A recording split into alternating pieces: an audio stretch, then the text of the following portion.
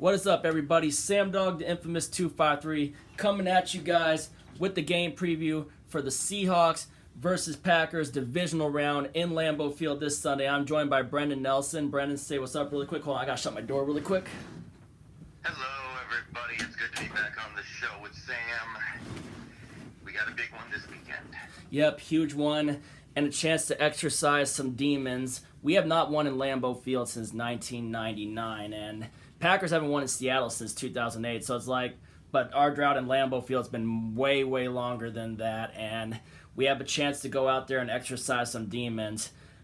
But we're gonna try to get down to some keys and how we can win this game, and what we have to do to try to win this game, and if we don't do that, then what could be the possibilities of the outcomes of, how if we fail to do this, then we probably lose. But if we succeed, then have a good chance to win. But it's never easy to go to Green Bay, especially Lambeau Field. You're talking one of the greatest home field advantages in the NFL, too.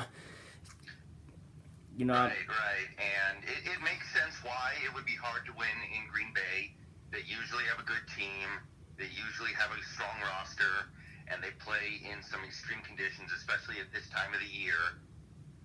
But we've certainly played well on the road so far this year. We've done some things that I never thought I'd see this franchise do, or pretty much any franchise do for the most part. So I think that there is an opportunity here for us to break the streak and finally get a win in Lambeau, which I think would actually be the second time ever that we've won in Lambeau, period. If we win. Yeah, if we do win. So I think the opportunity is there, but we're going to just have to cross our fingers with a couple things this week, because this is going to be a rare occasion where coming to this game I'm thinking, how are we going to be able to run the ball? Because the Green Bay defense, that's their weakness. They're not a very good run defense. Several teams they played this year have run all over them.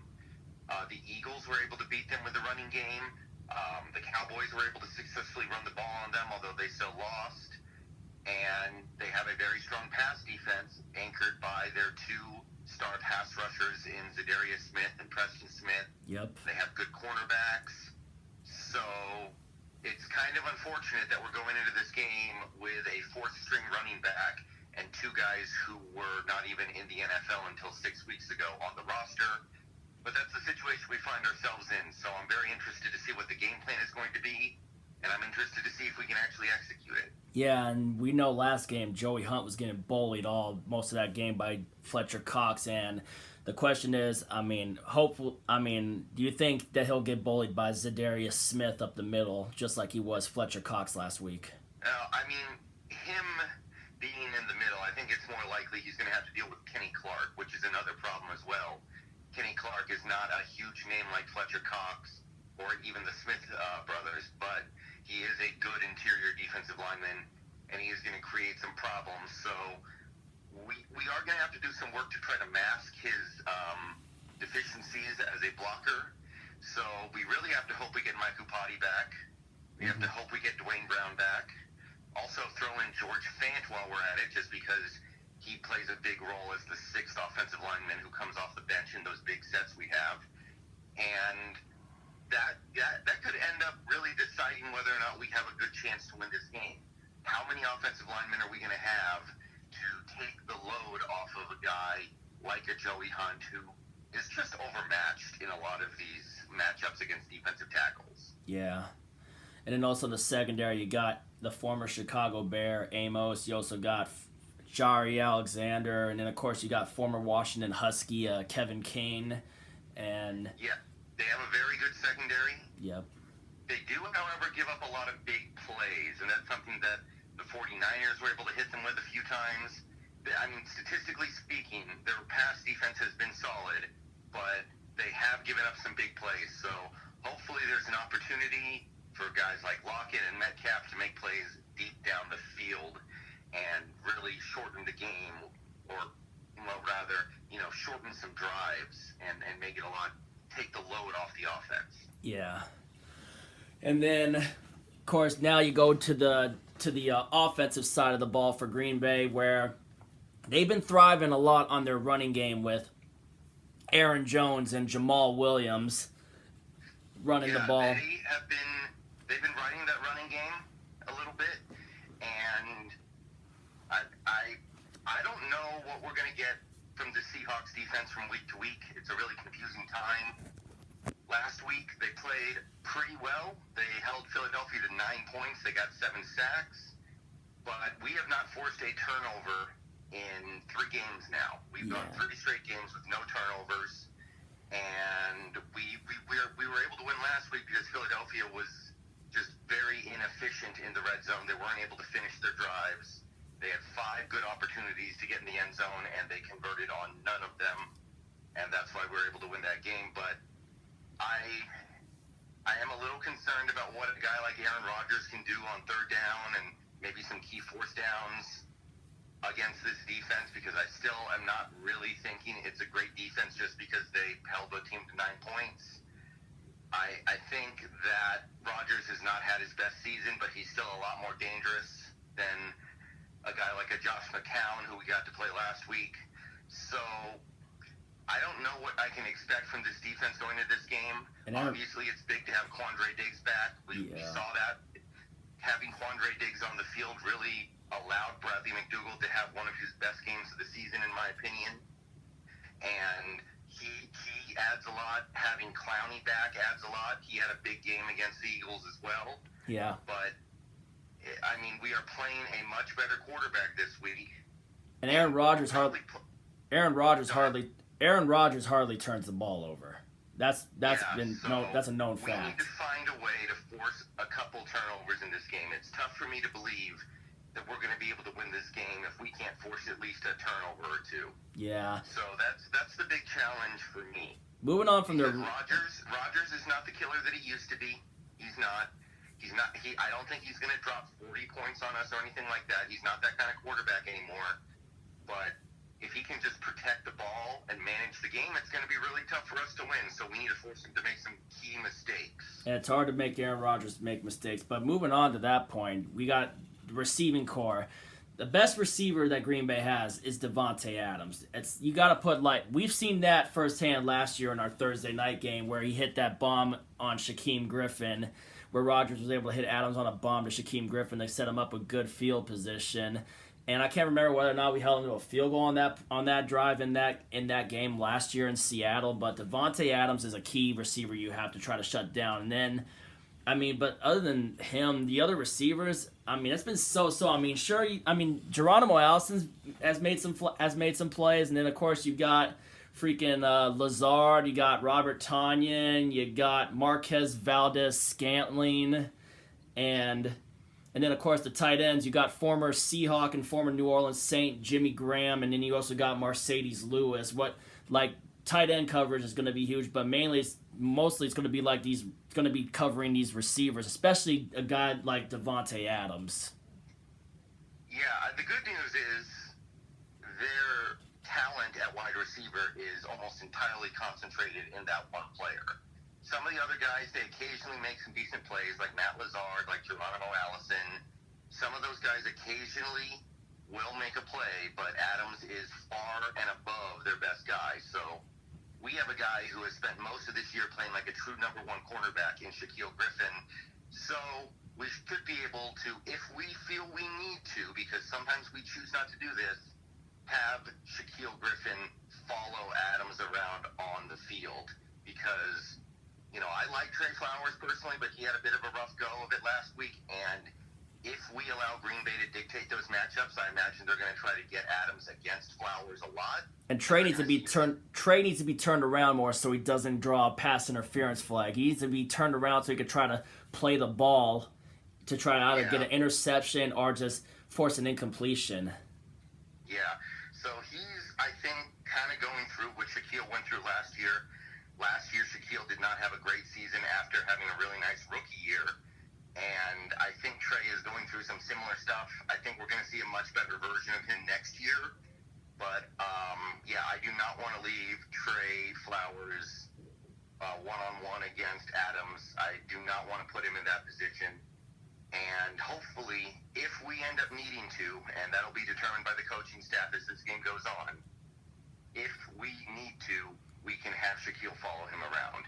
I'm not too worried about their tight ends. Jimmy Graham, I mean, I know Packers fans who do nothing but complain about how Jimmy Graham is washed up now. But that Devontae Adams thing, that's the big concern. But what about Mercedes? What about Mercedes Lewis? Of course, Aaron Jones. He might be their best deep threat, as strange as that sounds. Yeah. And what about Mercedes Lewis, the other tight end? Covering tight ends is not necessarily our strong suit. I mean, Philadelphia had a successful game last week targeting their tight ends with Goddard and Ertz. Actually, I think they got over 100 yards combined between those two. But I don't think that's something you can necessarily worry about too much. Mercedes Lewis is a backup tight end, so I'm not sitting here panicking about what he can do. I'm focused on Devontae Adams and Aaron Jones. I don't want to let those guys beat us, and we can just hope the rest takes care of itself.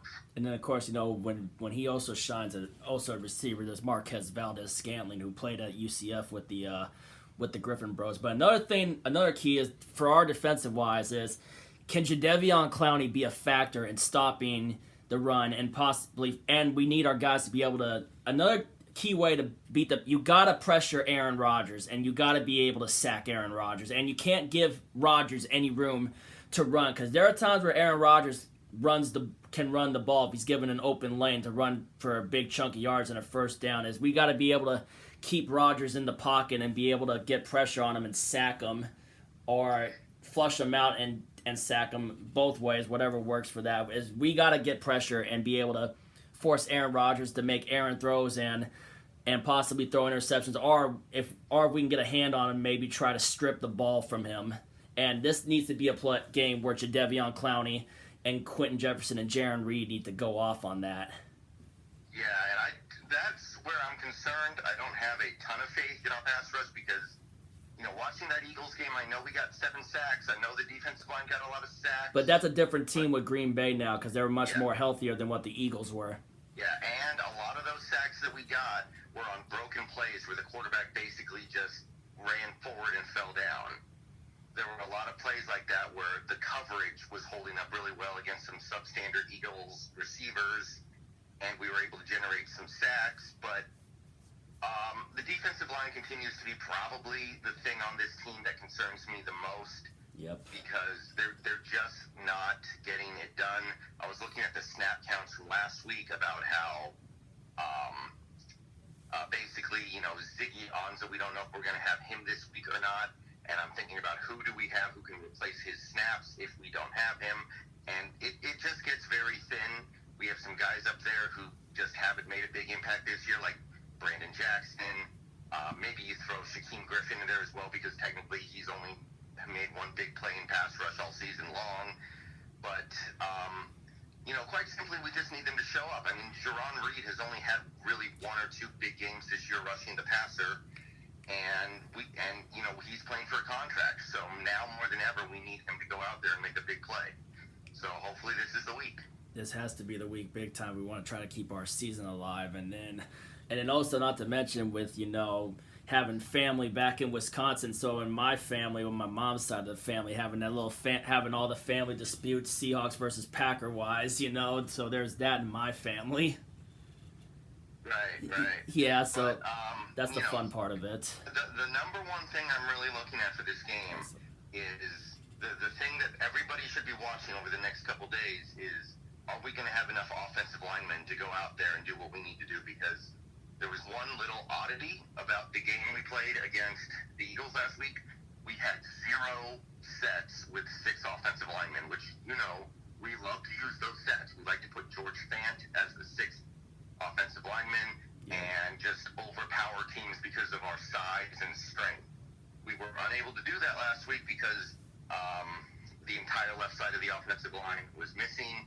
So we really need Dwayne Brown, Mike Upati to get back so we can put George Fant back as that 3rd tackle, because I rarely say this, but the way to win this game might be on the ground against this Packers run defense. So if we can control the ball, if we can keep Aaron Rodgers off the field, if we can grind out first downs, I believe that this can happen. But it's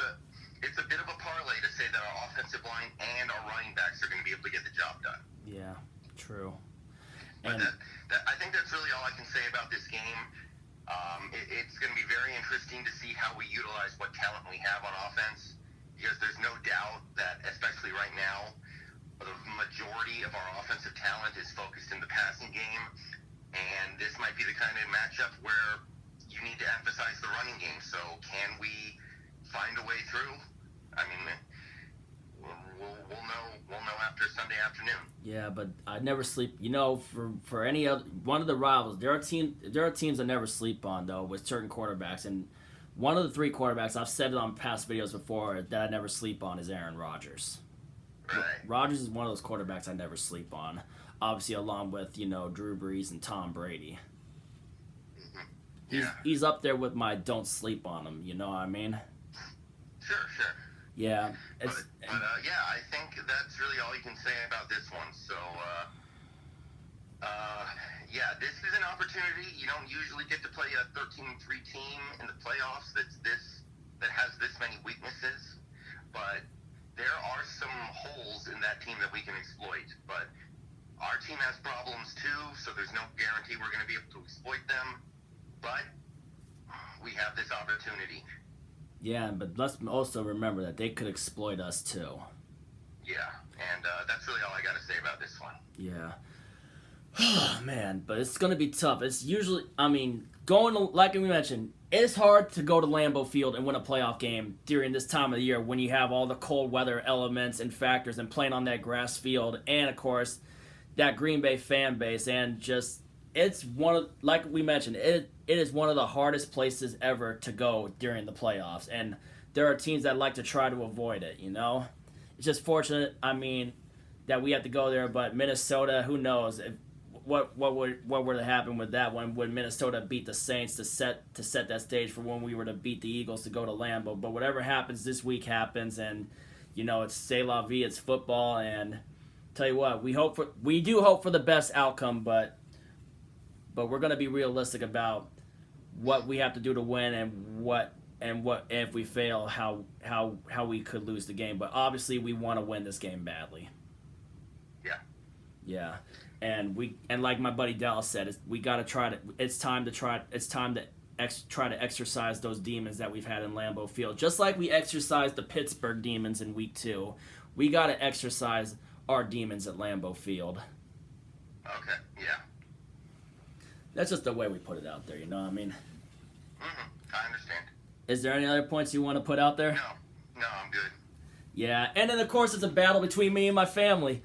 Because like I said, my mom's side of the family, out in Wisconsin is a bunch of Packers fans, and I've lived here most of my life, hence I'm a Seahawks fan, I was born in 1992. I was actually born 35 miles from Green Bay, and I moved to Washington State during my first year of being alive, so I never really got to know anything about Wisconsin. All I knew was Washington, so hence I'm dedicated to... Sam, I actually need to go pretty badly, so I'm going to have to let you go. Yeah. All right. Well, thank you for tuning in. Thank you for coming on, Brendon, as usual. Make sure y'all subscribe his channel. And he just hung up, so he had to go. But anyway, thank you guys for tuning in. Sam Dog, the Infamous 253. And if you ain't with it, you ain't infamous. And as always, go Seahawks.